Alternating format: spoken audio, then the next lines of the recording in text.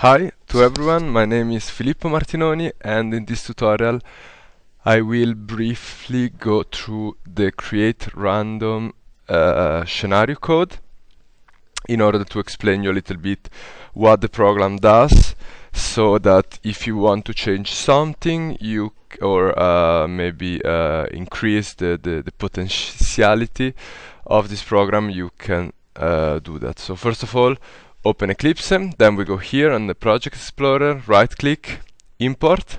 Since I generate this program with Eclipse, we can take it in the workspace without big problems. So we can do general and existing project into workspace. So we select that, we go next, then we have to tell where is the directory, and the directory is under Z-Knipsers and in create random scenario. You can press OK. You can do finish, and this will open directly all the stuff that we need. So all the source file will be under source.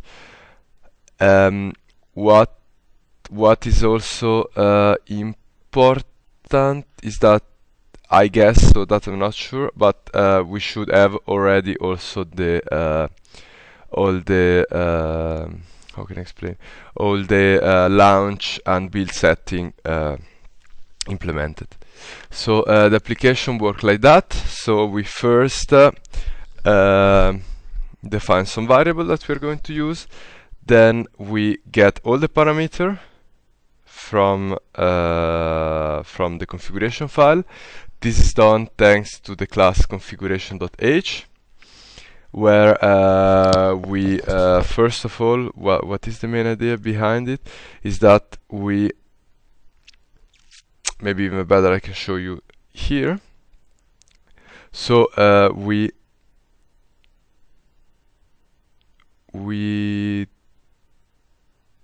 so this is not the configuration file that I'm looking for. This is the configuration file. So we go through all the text and we say, okay, if you find a hash at the beginning, just skip the line so that we can do the comment. Then we look to all the line when we have an equal sign, and we divide. So what there is, so we generate a map between what there is before the equal and what there is after the equal.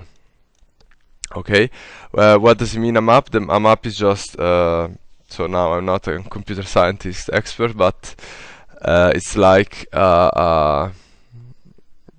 so something where you can put, okay, for example, you give something, and this something is connected to something other. So in this case, for example, we are going to have that the key to access this map is path2fileIn, and the connection to this, so what, let's say, this path2fileIn is pointing to is this this string. So but how the map works is better if you ask to an assistant, since I don't want to say something wrong.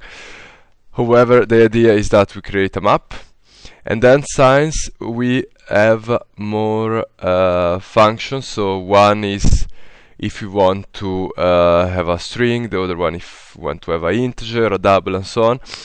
The program will then so let's say that we told here that our team min x is an integer, so the program will already call the function get int, that you can see that here. So get, but take as an argument an integer.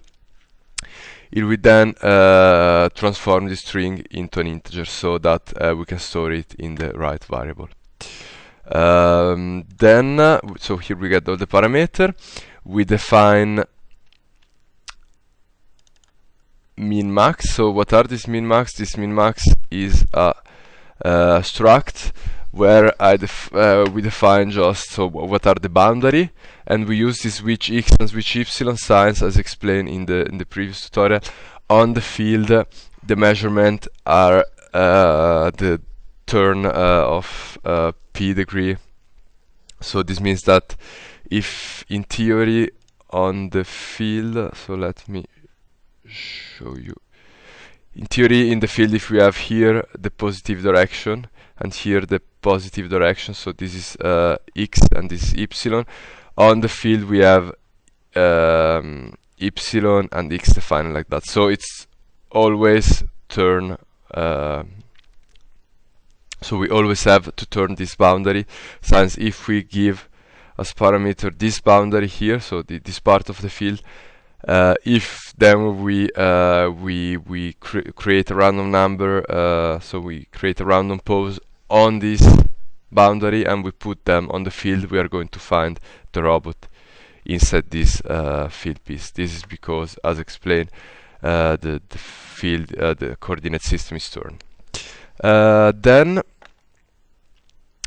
we after that, so we generate so this struct that is our boundary. Then we tell where is where you have to go in order to find the path, so the file. So we use the path to the file that is shown here, so this path here, and we add the name of the file. Then we also generate a temporary file that at the end we are going to delete. We open the file that we want to open. We define also this temporary file as an out file. Then we generate this random xy route. So this is a class that affords us to calculate randomly the x, the y, and the rotation according to the boundary that we previously defined, and to give this as an output already converted in string. So what we do then, then we search for some string. So we search for, in the case of our team and the opponent team, we're looking for the color, so to this flag. This is also why if you don't put this flag, so not this flag, sorry, but this string on the .ros2 file, you will not be able to modify anything, because if you don't have, so we are looking for the string, and if the string doesn't exist, this means that the program will not find it. So our team is blue, the opposite is red, and for the ball we just search this compound name balls. I can show you here under config scene. As I told you, always use the pass.con, the pass.ros.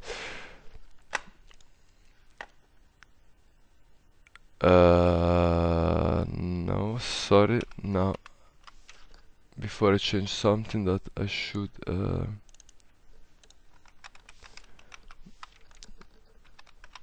so this is our original file, and as you can see, for every robot we have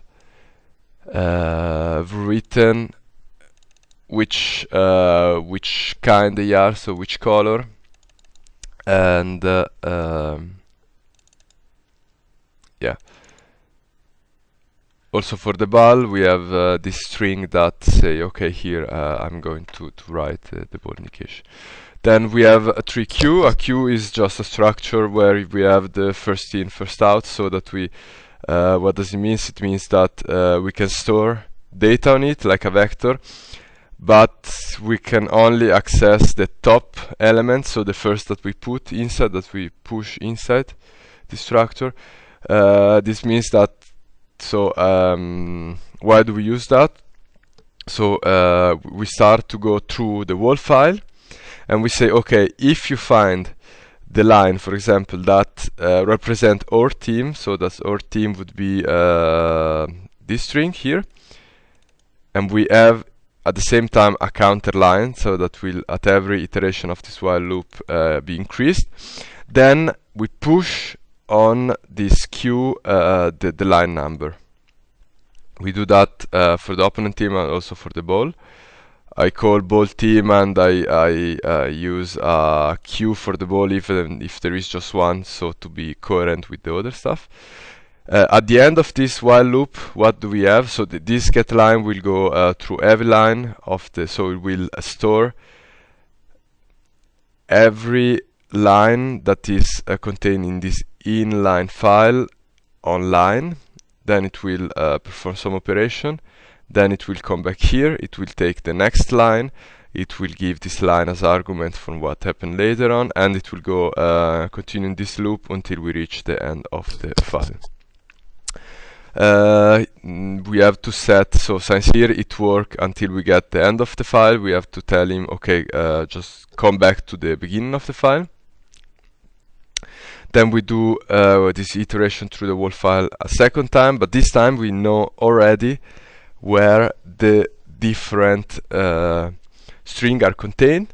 Since we know, for example, where is this line, and since we know that the structure is, so we first have translation, then rotation, and then set name, we can know when is time to modify what. So this means that if we know that at the line 57 we have a player of the opposite team and we want to change the opposite team, so we know that the line that we should change are the 55 and the 56, and we know that before will come the translation and then the rotation. So what we did here is actually we just create a random number. So if we select the so if we say we want to change, for example, our team position, then we are going to store the value where our team is found in this queue. If our team is not selected, so is the boolean is set to false, the queue will be empty at the end. So what we do that, so we check for every of these three teams, so our team, opposite team, and ball team, where where this line is written, and then we just overwrite the line. So we change the order using this random class that takes as argument the boundary. And at the end, so we just check which kind of line we should write, and then we store or this line in this out file. We close both files, and then we just delete so we just copy the temporary file in our actual file, and then we delete the temporary file. At the end, I leave this while loop open, just so that we can see in the terminal what actually is doing, because else maybe we get some error or something that doesn't work, but the program is so fast that we just are going to see the terminal that open itself and close, and we don't know exactly what it happens. So using this while loop open, we can use the program until we